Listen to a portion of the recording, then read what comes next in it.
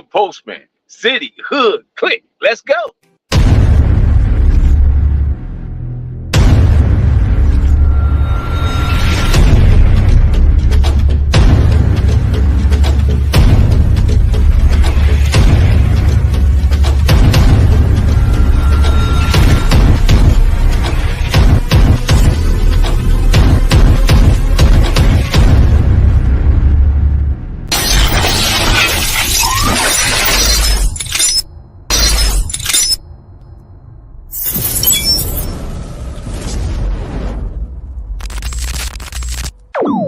About humanity, putting truth in these lines, while they busy feeding lies.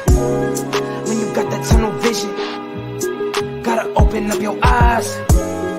Wake up and go to sleep. Man, I'm praying all times. And to my guys, ain't no other side. This for my brothers, I'ma pray we all shine. Lock the door. Go ahead, lock the door. Lock the door. Go ahead, lock the door. Yeah, you already know.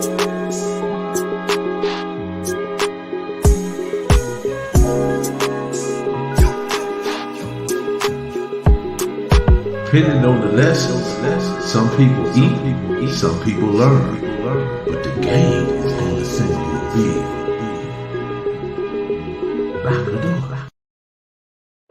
Lock the door. Shout out to the Mailroom Nation and the Mailroom Goons. I am Professor Melly Mail, the Hood Postman. Be sure to click the notification bell, like, subscribe, and share. Drop a comment down below. You can go anywhere in the world and get a couple of lies, but you come right here to get the truth. Get on the bus and let me take you to school on this Monday. They call it Stormy Monday, but sometime Tuesday is just as bad. Yeah, welcome to the mailroom where you come in and take a look at your mind and examine what's in your heart. Before they had handguns, they had hand gods. Man up, get in there, guys. Let's get it. Let's go. We're gonna do things a little different today, and we're gonna change it up. Shout out to Dummy Dodger. Shout out to Marlena Williams, Postmaster General. Shout out to Shorty McGriff. What's going on? Antonio? What's good? In the house, and everybody else that's joining us. E Money, what's going on? Everybody that's joining us in this live stream. Listen, guys, it's important to understand where you are in prosperity and how you're going to support yourself in this atmosphere that we now live in, because things are changing dramatically, and if you don't get in a space that's going to be lasting, you're going to be left out the picture. One of the things about logistics, I'm talking about the trucking. Let's talk trucking 101. Let's get to it. Let's talk about it. Let's understand it. One of the things about trucking, what I want everybody to understand, 70 to 80% of the freight, the goods that move in this country, is moved by a truck, first and foremost. And when you understand that, then that is an industry that is necessary, that has to be. And what's great about it is that they really ain't looking at backgrounds or anything like that. They want to know, can you move a load from A to B, and how you get it done, and how you start up and how you end. That's what they want to know. And can you follow rules? Can you not be out there smoking dope, drinking alcohol, while operating a commercial vehicle? Those things are most important in operating and driving a commercial vehicle. So one of the things everybody have to remember, that your license is yours to protect. That is your license, and you must protect it. And one of the ways you do that is that you don't allow other people to dictate what your license can do and what it can't do. So what happens often is you enter into a truck driving school, which gives you testing. They teach you pre-trip. They teach you air brakes. They teach you all the necessary functions of a truck. Now you learn all that, but what truck driving school do, they teach you how to pass the DMV. It does not necessarily qualify you to drive a truck. Only way you learn how to drive a truck is through experience. And how we get that experience is the best time to operate a truck is from spring. You want to start from spring, and you want to be going through that process, because a lot of times what they do, they're not going to just throw you out there. Once you get licensed and everything, you completed all the tests and everything, they're not just going to throw you in the truck and tell you to go roll. What they're going to do is put you with a mentor in most cases. They're going to put you with a mentor, and that mentor is going to teach you how to operate that truck, how to adjust weights, how to shift your fifth wheel, how to shift your tandems.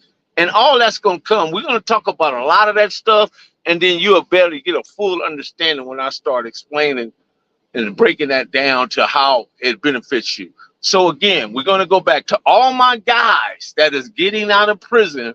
One of the best things and lucrative fields you can get into is the trucking industry. The reason why is because there are 1,000 truck driving jobs. You don't have to settle for one. Once you get that license and you protect that license and you don't let nobody use your license or make you abuse, or you pick up some stuff, or you do some stuff with your license because you're trying to make some slick money on the side, take that out of the equation. Don't get into that, because if you go down there, if you ever been down there through El Paso and El Centro and some of them places down San Diego where they x-raying trucks and they got spy crafts and all that stuff, and they looking inside your truck and you don't realize that these people can see inside your truck. So all that other slick stuff that they used to get away with in the 80s and the 70s and partially the 90s, don't do it. It's not worth it, guys. It's not worth it. So getting back to the trucking part of it, right?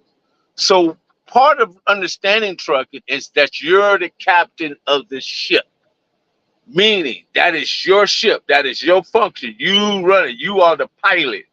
You're not the co-pilot, but you are the pilot, the co-pilot, and the navigator, because you the one that have to get the load to, and say for instance, you carrying a load to Indiana, which is about 2,800 miles away from California. You had to figure out, map it out, what is the best possible way to get that. A lot of people, what they do in the springtime, they'll run up to 15, they'll run up to 70, they'll run up to 80, and they'll drop down, however they drop down. Or you can run it clear across that 40, the lower 40, and take the long way around, and that's more safer route. A lot of people take that route because of the weather conditions. But during the spring is the best time to learn trucking. It is also the best time to buy a truck. It is the best time. Why is it the best time to buy a truck? It's because during the winter months, trucking seems to slow down a tad. Like from anywhere from Christmas all through January, trucking industry slow down. So you don't want to get out there and purchase a truck during those months and thinking you're going to just automatically start making money. So what you want to do, if you're thinking about buying, lease purchase, or being a company driver, you need to consider those three. Now, being an owner operator requires a little bit much, and it requires a lot of experience. You just don't want to get into that without learning how to run a business. In order to get into business, you should first know how to run a business before you take on that responsibility. And one of the ways you do that is you can go lease purchase. Lease purchase is a walk-away lease where you can sign on with a company and you in a partnership with that company, and you get so much percentages and they get so much percentages, and what they do, it'll be zero down on the truck. And the walk-away lease means that you get to purchase that truck, but it don't necessarily affect your personal social or your personal credit if you decide to walk away from the lease. That's what a walk-away lease is. So what a lot of guys do too is also they become company drivers. That way they don't have to buy no tires, no oil, no batteries, no windshield wipers, or they don't have to purchase anything, because that is the company responsibility, and you still make good money. I think at this point in time, the lowest truck driver, the lowest, even if you just started, if you say you got license today, You complete your school. You went out there with your mentorship. While doing your mentorship, I think at the lowest, you'll probably bring home like $1,000 a week. That's bring home. That's at the lowest. At the highest, you'll be around about 2,400 a week. At the highest. And that's being a company guy. But of course, that comes with experiences too. You just don't make that type of money, and you don't have the experience to make that type of money. So again, truck driving school doesn't teach you how to drive a truck. Experience teaches you that. And one of the things what we like to have to run, I like running what I do to make myself comfortable and safe out there. And because of California has a law requirement called the 40. Running at the 40. In other words, adjust your tandems. The tandems are your back tires, right? You adjust them at the 40, and then you make sure all your weights are balances. Say, for instance, you got 70,000 in the box, 70,000, which is the gross. That's the gross you can have. You don't want to too much be over that. So that means you got 34 on the drives, which is the first 8 tires. Then the next 8 tires was on the trailer called a tandem. You got 34,000 there, right? But you can have 12,000 on your steers. So, but some states that allow you to play with that, you can go from 12,000 to actually 15,000 in some states. But California is a strictly on that. What California will do now, say for instance, you had 36,000 on your steers, 36,000 on your tandems, on your drives, and 34 on your tandems. They won't trip off that 200 because they'll figure that's some type of weight shift. They'll allow you that. Don't panic. You just 200 over. But if you get under 500 and above or 1,000, then you grossly overweight. They will write you a ticket for that. So I just kind of give you a little bit of ins and outs on this trucking. I mean, as we go, we'll talk about a great deal more. You'll be able to ask questions. So one of the things, the best time to buy a truck, once again, is the springtime. Because it will prepare you by the time you go to the spring, the summer, when you get to the fall, when the weather starts getting bad, and by the winter time, you will be a bit more comfortable with driving through the winter. Now, there's sleet, there's ice, and there's snow, and then you got to know the weather conditions. There's always, you don't never want to enter to another state not knowing what the weather conditions are. You have to check your weather conditions. You have to prepare for these things. There's preparations. Everything you do, there's always prep, and there's always information out there to help you be successful at what you're trying to do. So don't never fail to do that. I'll give you a case and scenario. One time I was going, this happened to me about 2013. I'm going to Atlanta. I'm getting right there to Tennessee. And it's about maybe 11:30 noon time. I'm right. I think I'm in Knoxville right before you start getting into Georgia, right? And I swing in the truck stop, right? And I'm looking at it. So these are some of the signs, right? This is the trucker awareness. I'm looking at this truck stop. There are entirely too many trucks in this truck stop at noontime. That is a bad sign. Why are all these trucks sitting when everybody needs freight? Freight is moving. Freight should be going. Freight should be going to the destinations and moving. So I park. It's like maybe 2 sparks left in this whole truck stop. I'm gonna pilot. I'll swing back in, park, set the brake, jump out.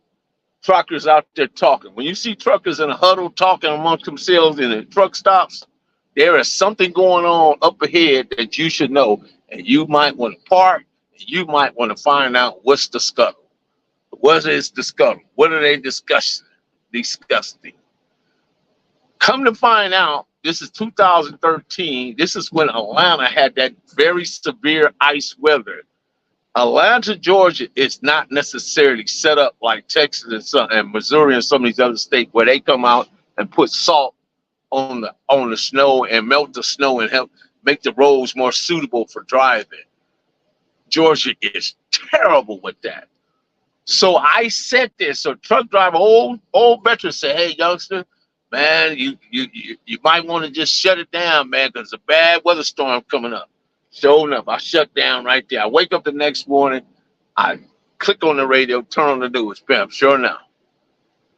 Atlanta is tore up. They got abandoned cars and trucks and all sorts of kind of things just left on the freeway where people was wrecking and damaging.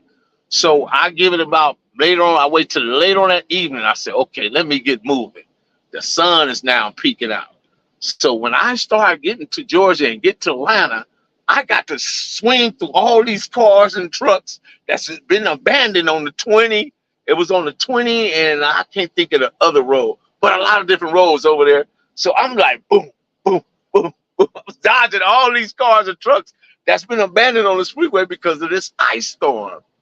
But that was just, I'm just giving you a scenario of how paying attention and how important it is to understand weather conditions. So again, a lot of owner operators, they use what is called brokers, or they use what is called the load board. And I know you guys, I'm going a little fast and I'm taking y'all probably a little too fast with this, but that's okay. You'll be able to ask me questions and you'll be able to get into a little better understanding. So you have what is called brokers. Brokers and load board, actually, where you go on, say for instance, a load might pay $4 per mile, $5 per mile, $6. Those are loads you definitely want to hop on because they pay good money for you. They can pay anywhere from 35 to 45 to 6,000 to get a load to wherever you're taking it to. It depends on the destination. And it depends on how many days they give you to get it there. You want to be good with your time and be on time with these loads because all that count against you or work for you. You got to understand all that. So again, any of you guys that's coming out of prison, get into a trucker program because the truck industry don't condemn you. They don't hold no felonies against you because there are far more trucks and trailers than there are people to drive them. That's just the facts. So if you get in there, you will be up making anywhere towards from $80,000 to $120,000 a year. So what I've seen a lot of people do, couples, right? I've seen a lot of people do this. Say for instance, you got a girl and she's comfortable because most of these trucks now are automatics. You get her trained up, you get yourself trained up. So that means, let's say, each driver's got the potential to earn $150,000. That's $300,000 combined. So if you live off of, let's say for instance, you did that for a year or 2 years, you bank all that money and you live off of maybe 25,000, 20,000, right? Because you want to put everything up. You don't need nowhere to stay. You can stay in the truck. And I'm gonna let you see why you can stay in the truck. I'm gonna let you see. Let me drop this clip on you. I want you guys to look at this, and I hope you guys can see it. It is one of the reasons.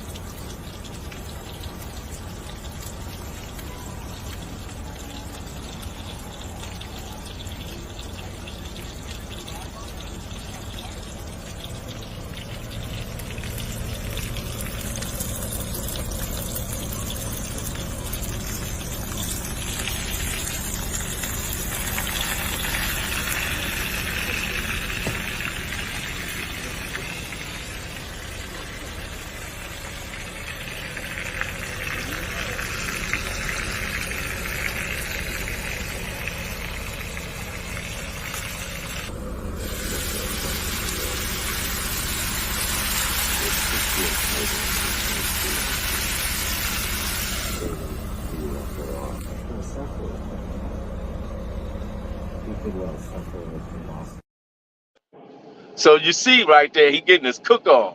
He got television. He got microwave.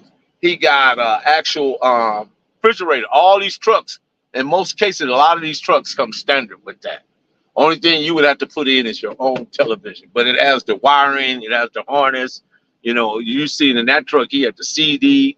He had the table where he was frying all his food. So that's kind of norm with trucking now. Most of these trucks got two beds. I got one down here and one up. There are two bunks in this truck. The one down here is more of a full size bed. The one up here is more like a bunk bed. So that is important to understand. So you're quite comfortable out here. You're not just, out here and you're not comfortable. And one of the most peaceful sleeps you can have is when you close up this truck from the world and it's dark where you can't even see your hand. Man, that's some of the best sleep you will ever get. I'm telling you, it will get you know what I mean. And then the beauty about all that too, as well, when you out there on the road and you seeing the beautiful countryside, you going through Vail, you going down the 70, looking at the Colorado River down in the Colorado Rockies, and you want to do that preferably in the summertime and the springtime. You do not want to be caught in the Rockies in the winter. You do not want to be, because if you're not conditioned or you don't have the experience to drive those up and same thing if you're going up Cabbage Patch up in Oregon and stuff and Cedar Slope and all that different stuff, you want to be well groomed and prepared to handle those circumstances and situations. But anyway, the country, you'll see a lot of beautiful things. One of the most beautiful places I ever been was like Richmond, Virginia. It's so green. It's where you got to have your lawnmower where you sit down in it. Your yard is so big and so vast and it's so green, but really, really beautiful country up there. And Colorado, very, very beautiful country. So yeah, you get to see the countryside. But the beautiful part about that is that you can always do a 34-hour reset, and you can park that truck, jump in your Uber, jump in whatever you need to do, and say, for instance, you're in Vegas. You go to the Bellagio, or you go to the one of the bigger hotels and post up for 34 hours or whatever, and just enjoy yourself.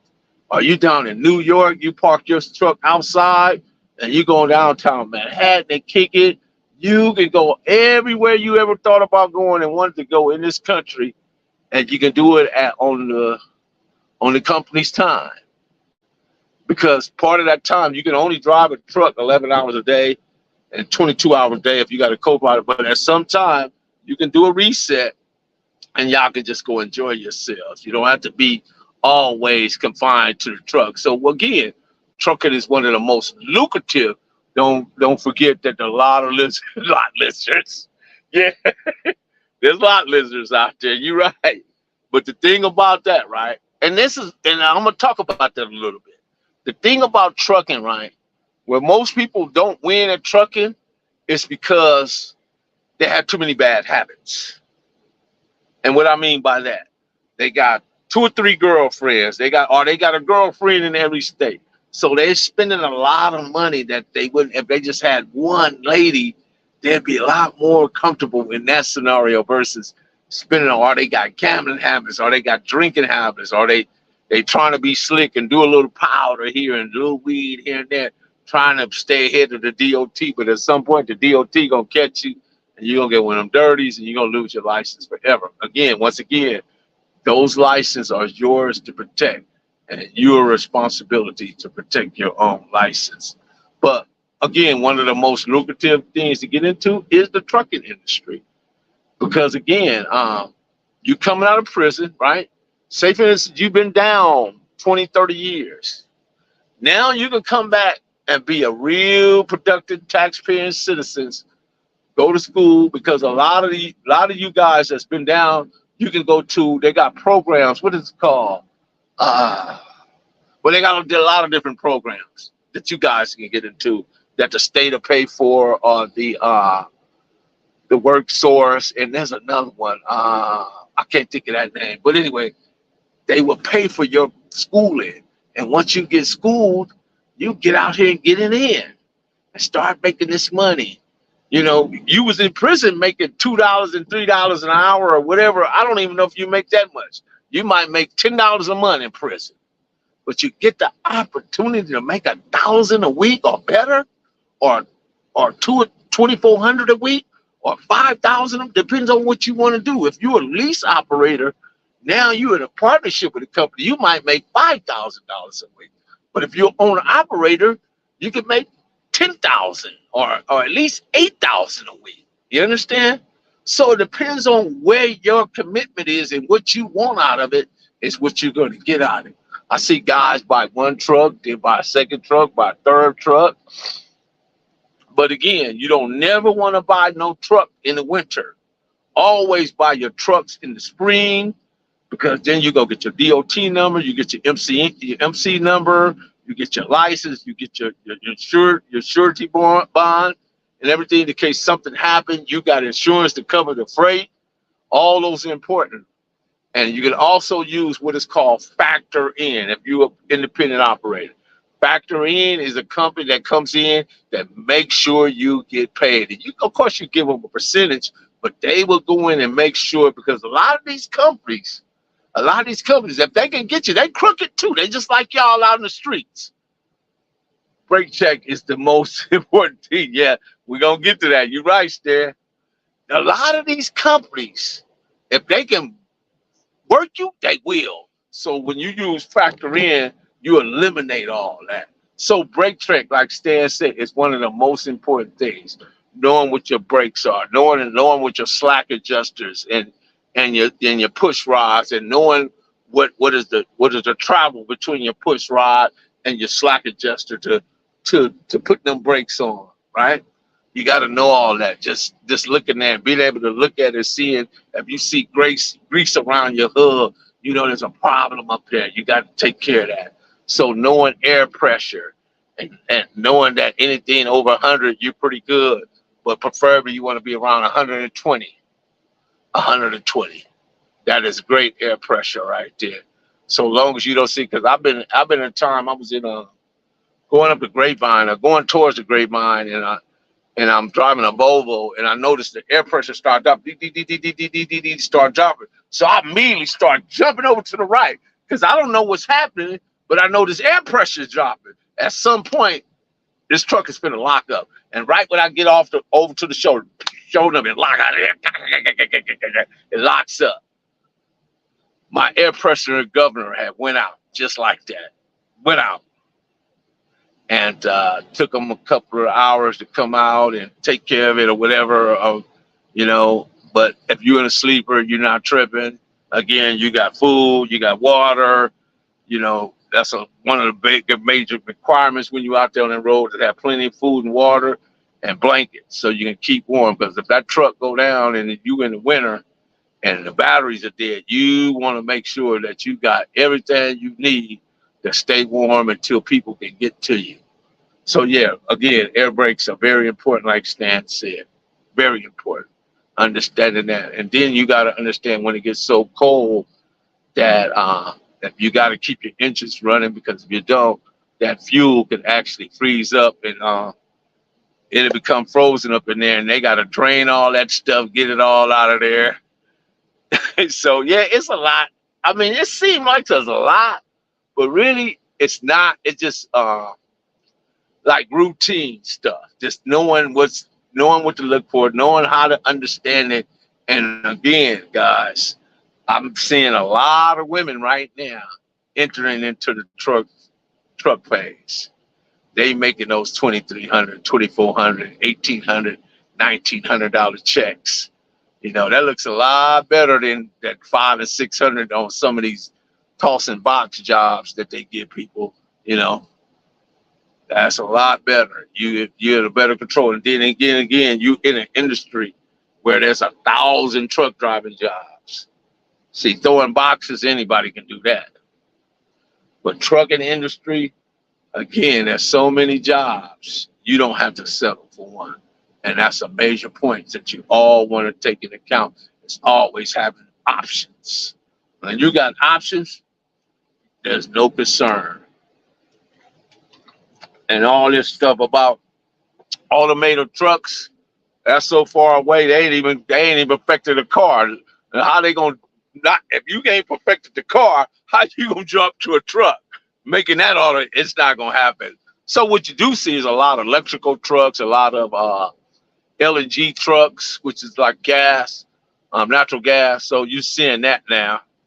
They're trying to clean up the air and think about the environment. But I always ride at the 40, because if I'm riding at the 40 mark, right, 40 feet, you got a 53-foot trailer. In most cases, you can ride anywhere in the country at the 40, because Texas really don't care where you set that tandem at. They don't care, more or less. You can just be riding. But so one time I took a load out of Anheuser-Busch out of Houston, Texas. Some of the heaviest loads will be beer, that Camel soup, that's heavy. Some of them food grade, man, they be heavy, super heavy. So I'm coming out of Anheuser-Busch. So I know the road, I need to adjust my weight. So I'm figuring, okay, I'm riding through Texas, no worries. I ain't got to worry about that. So when I get to New Mexico, it's like the port of entry, right? So the port of entry is closed. So I get over there, I stop in New Mexico.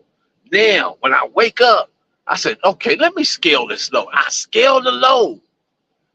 I'm over about 700 or 800 pounds on my drive, right? I don't slid my tandems to the 40 mark because I'm getting ready to hit Arizona. Arizona pretty much ride like California do.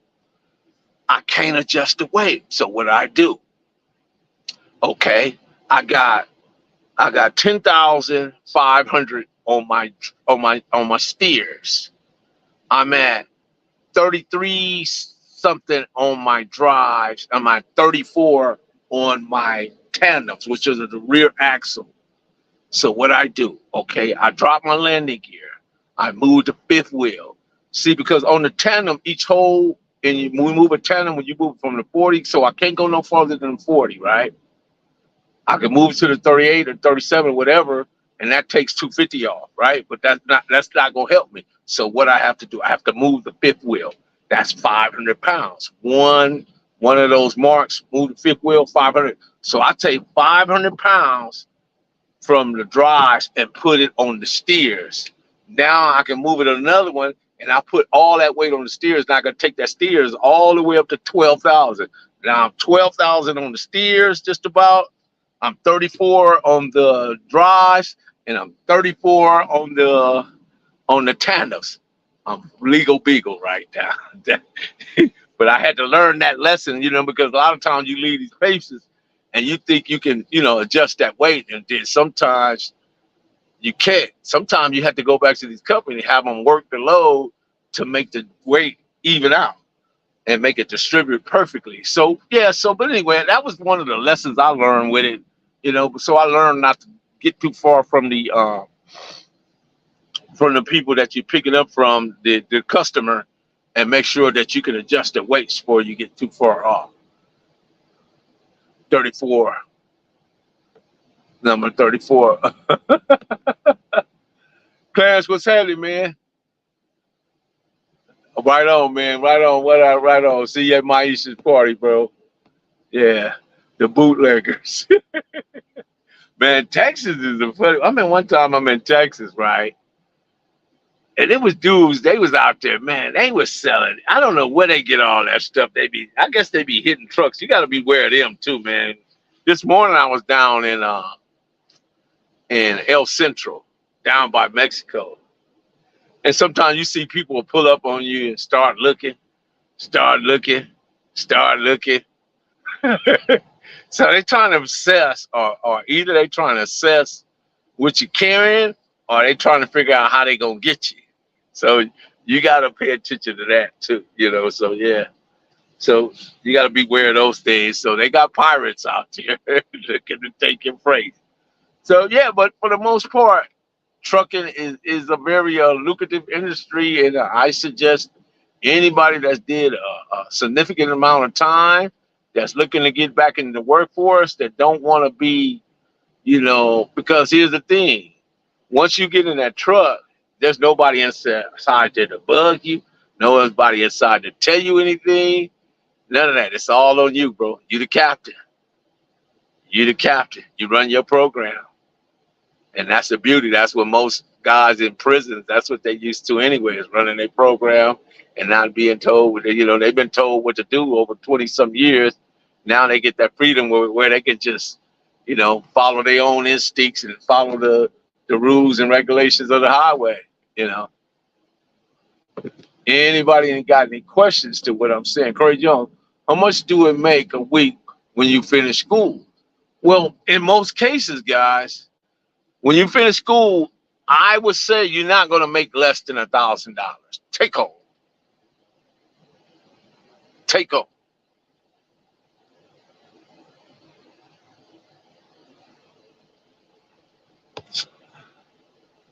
Shout out to E Money, appreciate it, bro. So, okay, tell them about the difference in endorsements, right?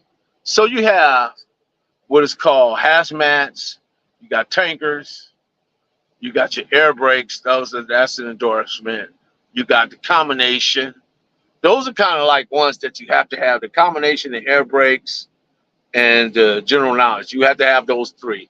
But then there's also tankers, hazmat, and what I'm missing, and triples and doubles.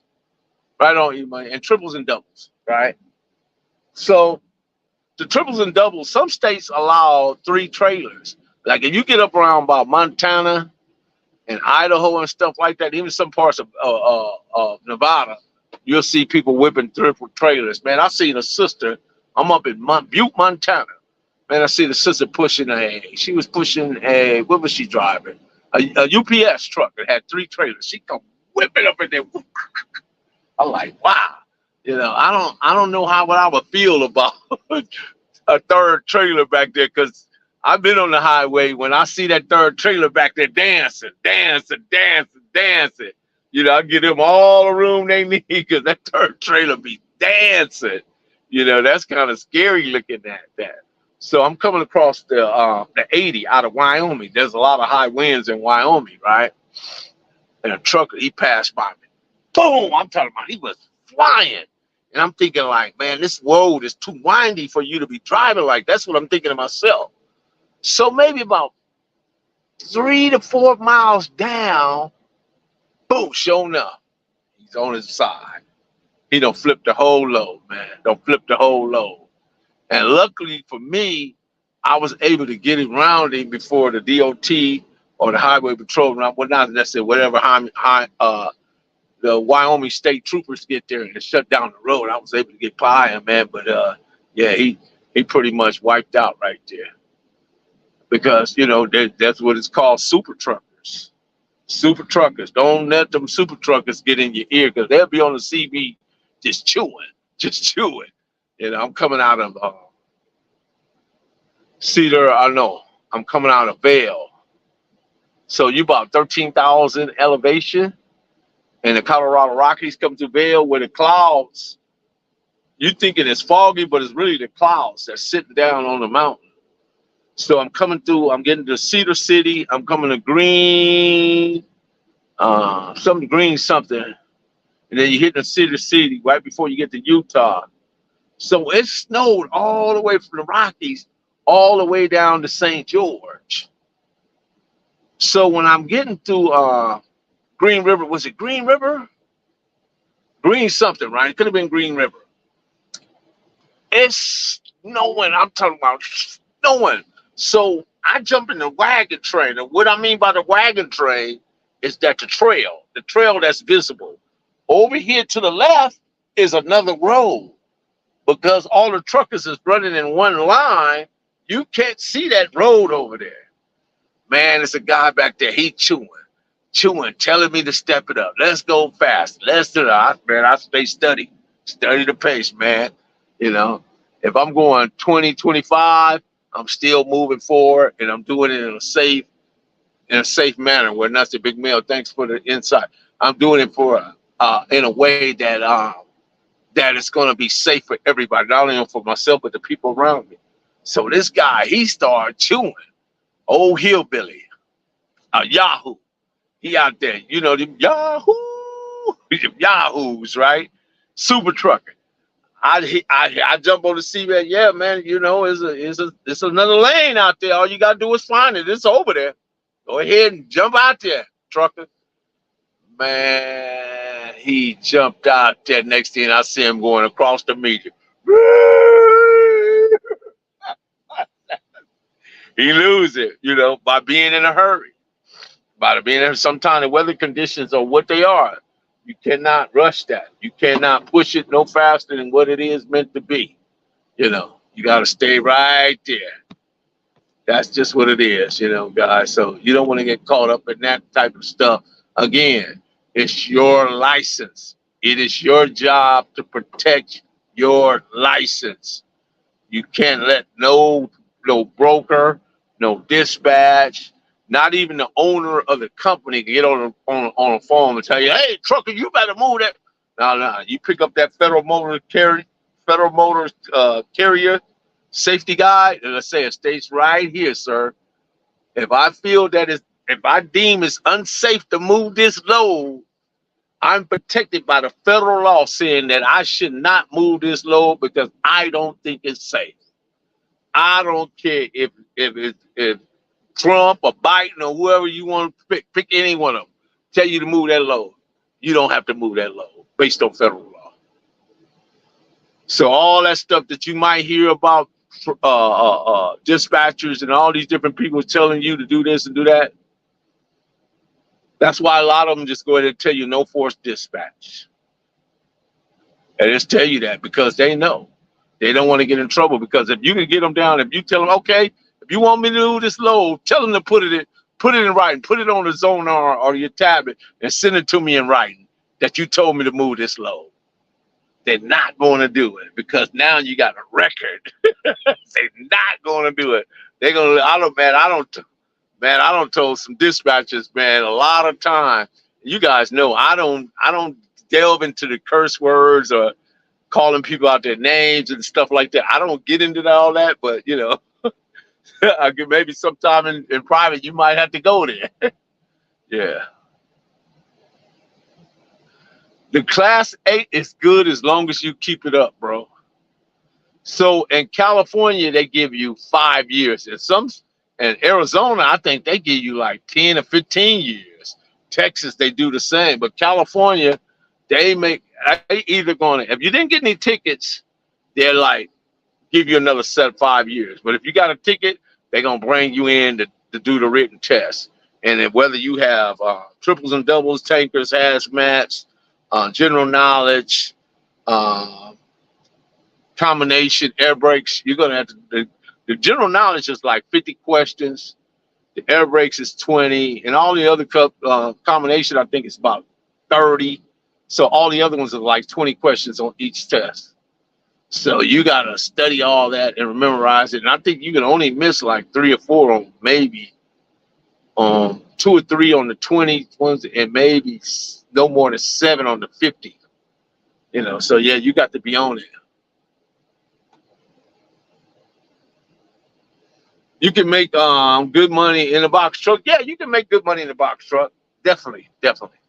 So you get these guys who drive hot shots. You get these guys that drive these like UPS. They got them hot shot trucks where they got a box back there, but it's connected to a tractor, and they make good money. It's called a straight truck, so they make good money. OG Cafe, good knowledge.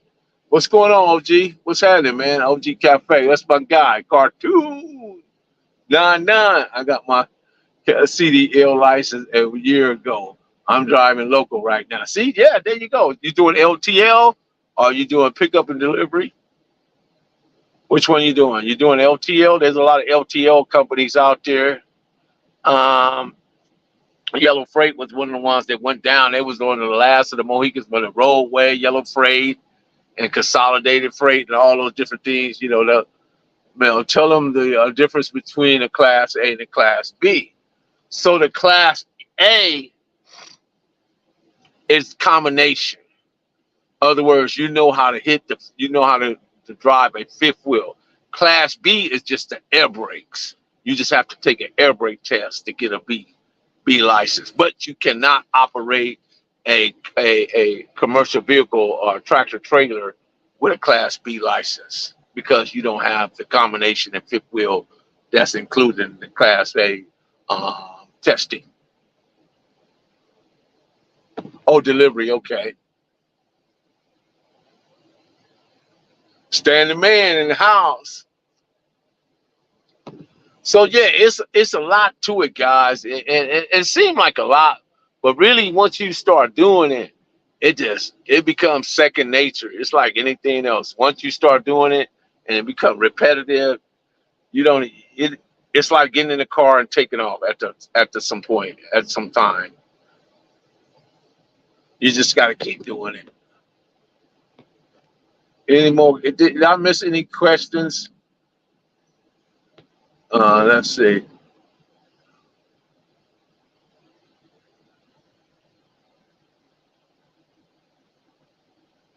Yeah, yeah. Make sure you have your air mileage calculator. It will ask for, especially if you're hauling. Yep, you're right, Stan. Right on, Keep. I see you in there, bro. Have you ever did any load pickups and drops off of Port Allen and Mississippi River and Baton Rouge? I've been down there, but I never had to go down there and do any port work down there. But I've been down there. I've been down there by Lake Pontchartrain, where you met a lake. You driving across a road where you look like you about 2 feet off the water.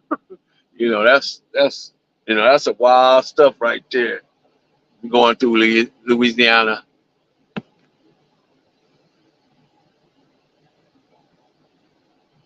Yeah, get your. I'm gonna show you right. Let me give you this other guy right here. This guy is probably one of you guys can go follow him. He's probably one of the most leading authorities Trucking is one on. of the unsexy niches quietly making millionaires all over the USA. Think about it. Everything gets moved on a truck at some point, and that isn't stopping soon, which makes trucking one of the safest passive investment vehicles possible. And the trucking industry is set to explode in the next 10 years and is in need of investors. Hey, I'm Cedric Leggett, aka the Trucking King. I've been building trucking businesses for almost 20 years. In that time, I have developed a proven system for starting and growing an automated trucking business, one that has grown dozens of successful businesses, and every year it gets better. Every year it gets better, guys. Well, at least it's gotten for me because, like I say, man, I'm gonna give you another story. I was coming through Michigan City, going to Battle Creek. I'm going to Battle Creek, Michigan, down there to the Kellogg's plant, down there with the Kellogg cereal and all that stuff. So I'm coming through Michigan City off the 95, and it starts snowing. So I'm looking at the weather condition. I'm checking it. I'm thinking to myself, like, wow, I need to get off and put. So when I jump off, I go to the truck stop full, nowhere to park. So I jump back on the highway, going. So when I jump back on the highway, it's what now I'm entering to the phase of what they call a whiteout. And anybody ever been out there? A whiteout is where it's snowing so much that you can't see nothing but white, nothing. So it's definitely time to stop. So I stopped just in time, man, before they had like a 67 car truck pile up. Just pack, man. But one of the best states I've been in that does clean up real well is Missouri. They get their roads back, clean up. Colorado get them cleaned up, going. They get them going real quick. They don't let people sit, and waddle and that stuff. They get it going, get that snow off the road, get those scrapers and shovels out there, and they get things moving. So some states are better than others with that. Another time I was in Wyoming, Warsaw, Wyoming. It was switchback road. Anybody know what a switchback road? Switchback road is you go up, switch back, switch back, switch back, switch back.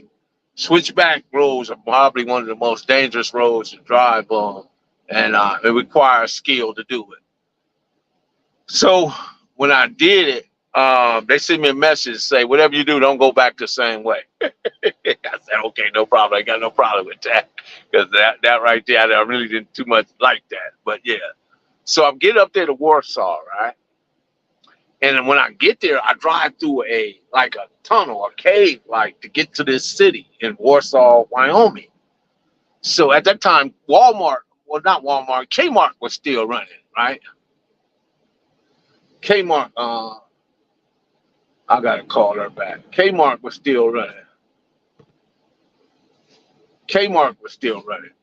So I go into Kmart and I'm looking around and everybody in Kmart is looking at me.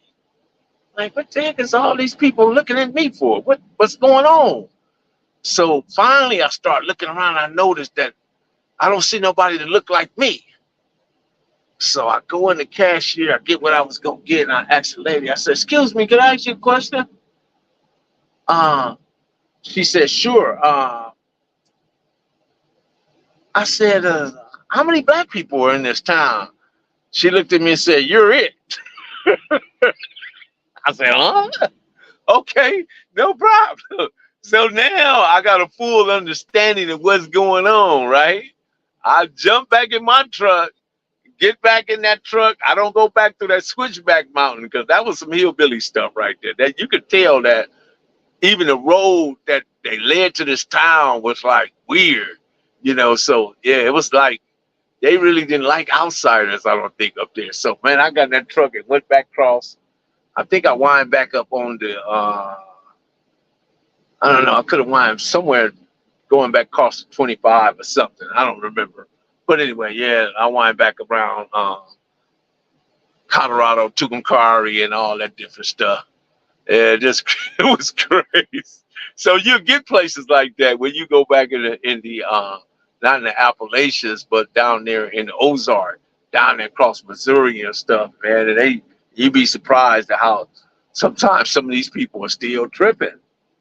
They still tripping, man. They looking at you like, man, like, why you over here? Yeah, yeah, you get that. Automatic, bro. I'm brand new truck. So most of these trucks now are automatics. Most of them. Now, if you go get a Pete, you can still you need them 17 gears or whatever. Then that could be different. I ain't hauling nothing that require that many gears. But and I seen people do them low boys, heavy haul low boys. They make great money. They make great money, especially if you get a government contract. Now you can make probably with a low boy and a one, you could probably make anywhere from $5,000 to $10,000 on one haul, depending on what it is. You ever seen sometime late at night when you got maybe two or three CHPs and a bunch of other flag guys going down the freeway because this haul is so large, it's covering like 2 lanes. Yeah, those guys make really good money. Really good money. So, I mean, depends on what you want to do. Now, the trucking industry is wide open. You can make $1 million in it, $2 or $3 million, or you can just be comfortable and say, hey, I'm good with taking home 80, 90, 120, 150, 200, 300,000, wherever you want to be. But I tell you, don't get much lower than that. Don't get much lower. If you're not getting at least 75,000 and above, there's somebody cheating you out of some money somewhere.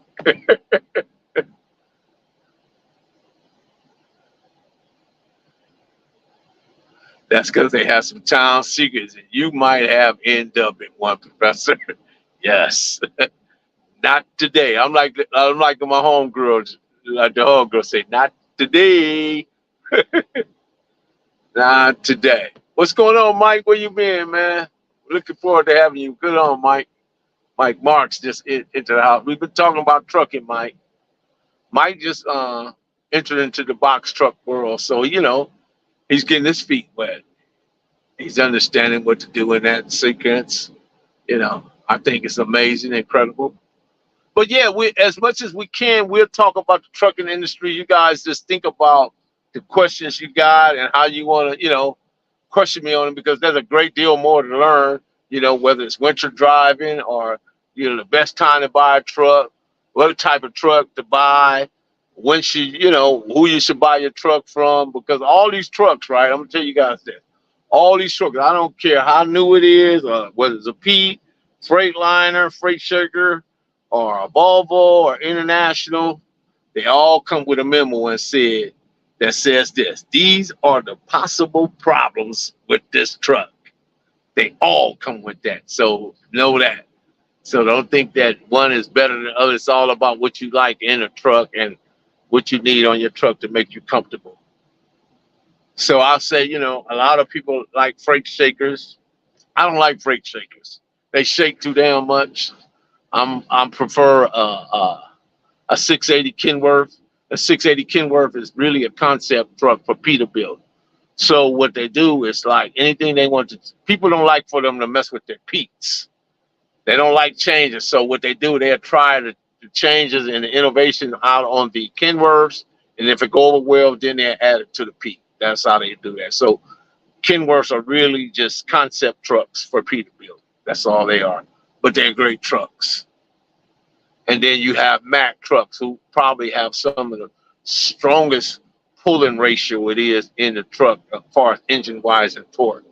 They're very powerful. Those Mack trucks, very powerful.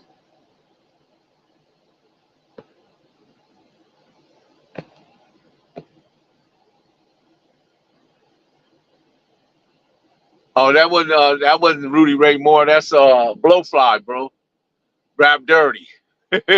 About all the rednecks and the truckers. While going around the corner doing about 80, look between the thighs or something. While checking out the thighs of this fine, I could tell she had a lot of below. Yeah, I'm familiar with Rap Dirty. That's Blowfly. Blowfly. Go look it up. Yeah, he got one called Convoy and Rap Dirty, and he got the alphabets. Yeah, Blowfly. Check him out. Blowfly is crazy. Yeah, he talking about he had Baby Huey written across his chest. Man and bad, and boy, 445, a man alive. He had Baby Huey written across his chest. Yeah, but anyway, you guys go check all that out as the time goes. Shout out to Michelle. Shout out to High Shy. Chevelle Morris, good to see you. Everybody, 10-4, big buddy. Yeah, that's it. Marlena Williams, Yeshua, the young guy in the Rodney Scott. Shout out to King Mike, E-Money, Keith, of course, and everybody else that joined us. Michelle, and Michelle from Colorado, and Michelle from Los Angeles. We got two Michelles. Michelle A. Sorry. Yeah, so everybody that joins, I appreciate each and every last one of you. Incredible, amazing people. You are the dopest. I love doing dope things with dope people because it makes us all dope at the end. You know, so I love vibing in that sense. You know what I mean? Because that's where, the best creators come from. Because listen, guys, there's so much trash on the internet where people, this degradation, is misogyny, degrading, and just talking about people and all this stuff. Just, man, it's just sickening, man. It's just sickening and disheartening. It's disheartening. And for some reason, these people think that that's, where they want to be. People bringing up old stuff and trying to discredit this person and that person and trying to make themselves look better. And I get caught up in that sometimes, you know what I mean? Because somebody might say something to me and then I'll respond, and then I find myself responding back, and then then I realize, okay, enough of this. Let me get back to being me. This is not where I like to be. But anyway, I appreciate each and every last one. And remember, let the entry be by the gate in truth and honor, and likewise let your exit be by the gate in truth and honor. And increase yourself in intellect, wisdom, and knowledge and understanding, and purify your mind and purify your heart. With that being said, lock the door. Cali finest, baby. Proof of grind all the time. Music money. Got a dollar sign. Hub City. I'm a street nigga, streets fuck with me. I'ma keep pushing products till the feds get me. It's guap off top, diamond Cartier. That nigga wall won't give a broke bitch the time of day. They see me climbing, they see me shining. That's hard work, proof of grinding. New money got me tipping in that 550. I leave bad man and I'm so pretty. I got that tech with me, that's my hater sprayer. Go big, grind now, nigga, play later. What can I say? I'm addicted to this paper stacking, and I don't talk about it, I just make it happen. Word on the block is that the shit go. Reach for the low. Lock the door, because we are gone.